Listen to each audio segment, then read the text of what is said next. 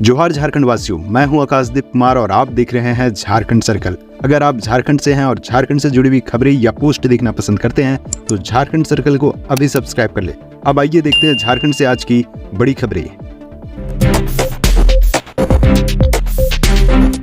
अब 16 जून के बाद ही झारखंड आएगा मानसून, हीट वेव बढ़ाएगा परेशानी। झारखंड में पश्चिम बंगाल की तरफ से संथाल परगना के रास्ते मानसून प्रवेश करेगा, लेकिन अब मानसून 2 दिन देरी से पहुंचेगा। यानी झारखंड में मानसून के 16 से 17 जून के बीच प्रवेश करने की संभावना है। 16 से 17 जून से पहले प्री मानसून बारिश होने के आसार है। विभाग ने यह भी संभावना जताई है कि जून में जितना विलंब से मानसून प्रवेश करेगा उतना इसके सितंबर अक्टूबर तक विस्तार की संभावना है।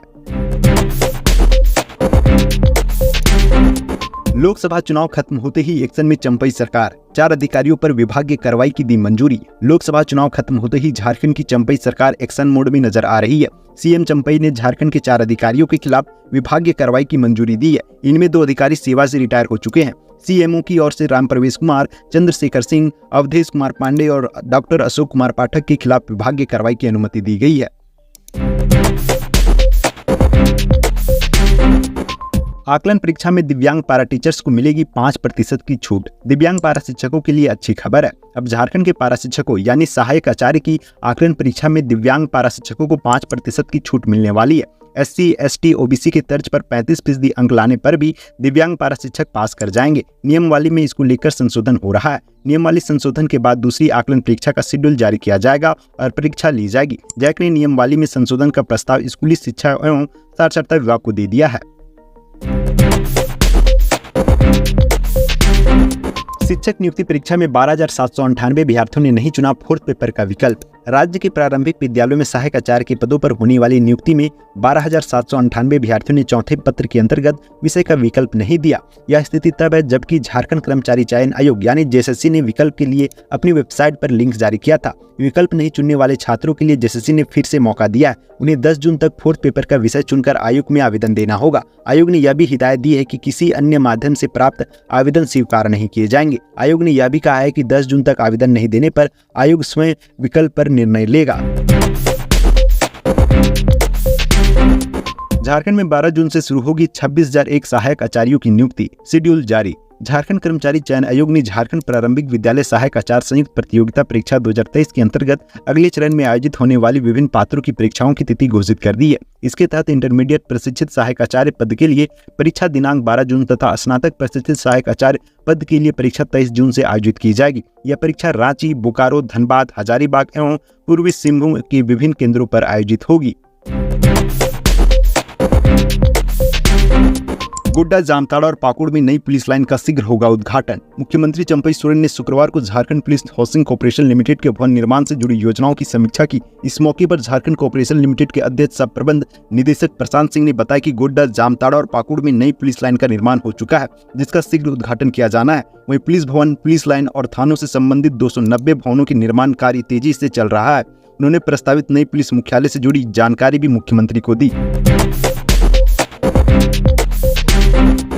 जेल में बंद आलमगीर आलम की बढ़ेगी मुश्किलें, सीएम चंपई छीन लेंगे विभाग। टेंडर कमीशन घोटाला मामले में जेल में बंद मंत्री आलमगीर आलम पर सीएम चंपई सोरेन बड़ी कार्रवाई करने जा रहे हैं। मंत्री आलमगीर आलम के विभाग को छीना जाएगा। सूत्रों के हवाले से निकलकर आ रही खबर के अनुसार मंत्री आलमगीर आलम का सारा प्रभार सीएम चंपई सोरेन अपने जिम्मे लेंगे। आलमगीर आलम के जिम्मे ग्रामीण विकास विभाग और संसदीय कार्य विभाग है। सीएम द्वारा यह कार्रवाई इसलिए की जा रही है ताकि विकास कार्यों में कोई रुकावट न आए। बता दें कि टेंडर कमीशन घोटाला मामले में ईडी ने मंत्री आलमगीर आलम को 15 मई को गिरफ्तार किया था, जिसके बाद 13 दिन के पूछताछ के बाद उन्हें 30 मई को जेल भेज दिया गया। उन्हें 12 मई को समन देकर 14 मई को पूछताछ के लिए बुलाया गया था।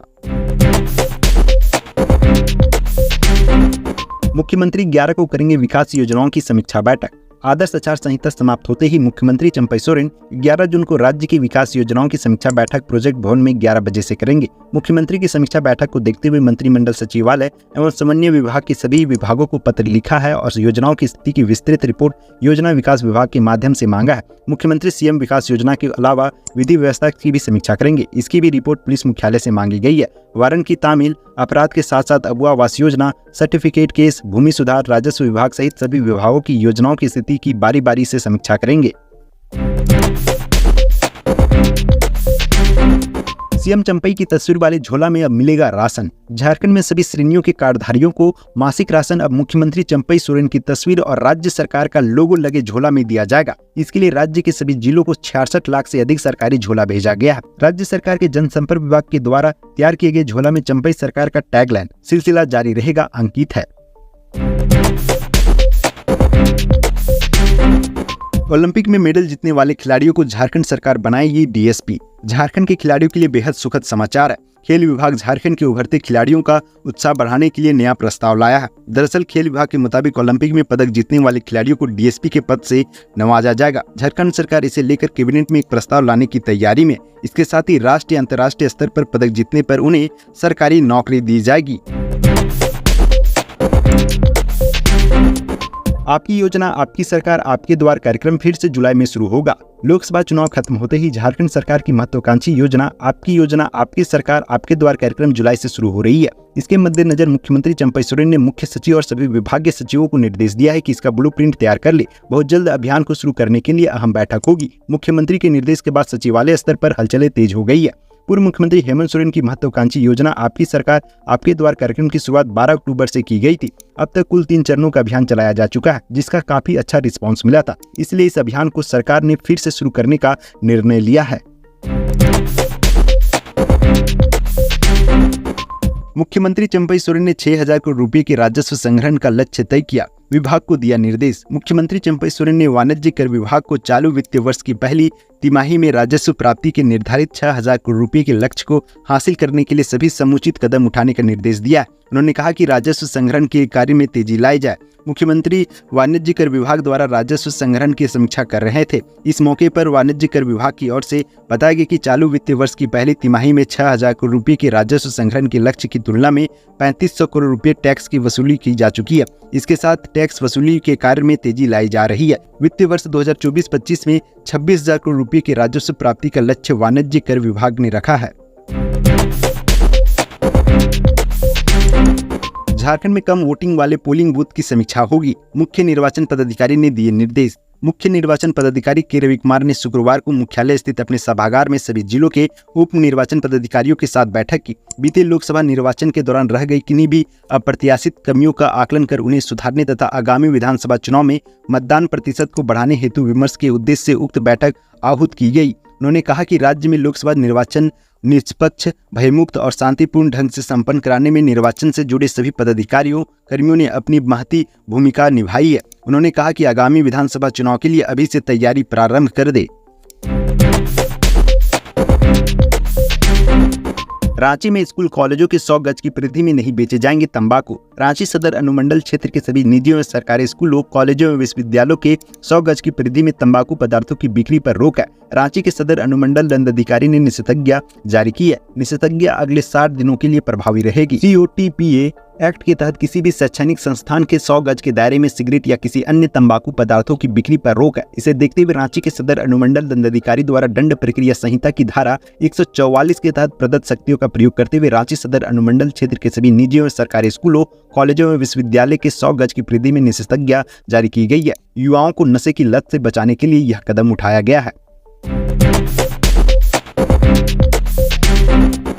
खूंटी में PLFI के 3 उग्रवादी गिरफ्तार, लूटी गई बाइक बरामद। खूंटी जिले के जरियागढ़ थाना क्षेत्र के व्यवसायियों से लगातार लेवी की मांग करने वाले प्रतिबंधित उग्रवादी संगठन People's Liberation Front of India के 3 सक्रिय उग्रवादियों को पुलिस ने गुरुवार को गिरफ्तार कर लिया। आरोपितों के पास से PLFI के पर्चे, संगठन के विस्तार से संबंधित प्रेस विज्ञप्ति, 2 बाइक और 5 मोबाइल फोन बरामद किए गए हैं।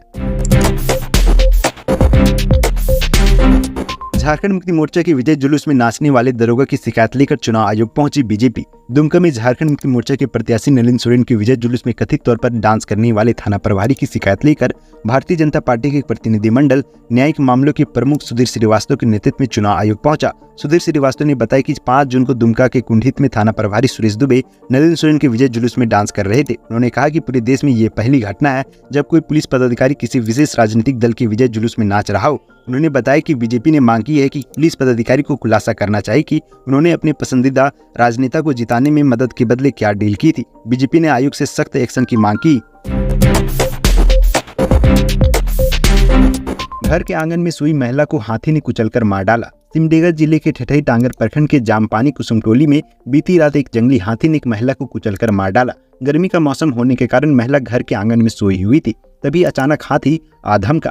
हाथी को भगाने के क्रम में उसने महिला को कुचल डाला। पाकुड़ में 2 लड़कियों के साथ सामूहिक दुष्कर्म। गांव घूमने निकली थी दोनों। पाकुड़ जिले के अमरपाड़ा थाना क्षेत्र में 2 लड़कियों के साथ सामूहिक दुष्कर्म का मामला सामने आया। घटना के बाद सभी आरोपी फरार है। पुलिस ने प्राथमिकी दर्ज कर ली है। आरोपियों की गिरफ्तारी को लेकर पुलिस ने कई ठिकानों पर छापेमारी की है। घटना को लेकर बताया जा रहा है कि बीते देर शाम 2 लड़कियां गांव घूमने निकली थी। इसी दौरान 2 लड़के आए और उनको बहला फुसला कर ले गए। तब तक वहां कई युवक पहुंचे और दोनों लड़कियों के साथ बारी बारी से सामूहिक दुष्कर्म किया। 5 साल के बेटे को जहर देकर मारने के आरोप में मां गिरफ्तार। धनबाद के गोमो में एक मां पर बेटे को जहर देकर मारने का आरोप लगा है। बताया जा रहा है कि मां ने बेटे को प्रसाद खाने को दिया था। प्रसाद खाते ही बच्चा बेहोश हो गया। अस्पताल ले जाने तक उसकी मौत भी हो गई। मामला गोमो के हरिहरपुर थाना क्षेत्र के चेता गांव का है। पुलिस ने बच्चे की मां पायल देवी और पायल देवी के मौसा को हिरासत में लिया। दोनों से पुलिस पूछताछ कर रही है। बच्चे के पिता पशुपति कर्मकार ने हरिहरपुर पुलिस को आवेदन देकर अपनी पत्नी और उसके मौसा अशोक कर्मकार पर हत्या का आरोप लगाया है। झारखंड राज्य से आज की प्रमुख खबरें यहीं तक। इस वीडियो के बारे में कोई सजेशन या राय है तो हमें कमेंट के माध्यम से अवगत कराएं। बाकी बात आप अपना और अपने परिवार का ख्याल रखें। जोहार। जय हिंद, जय झारखंड।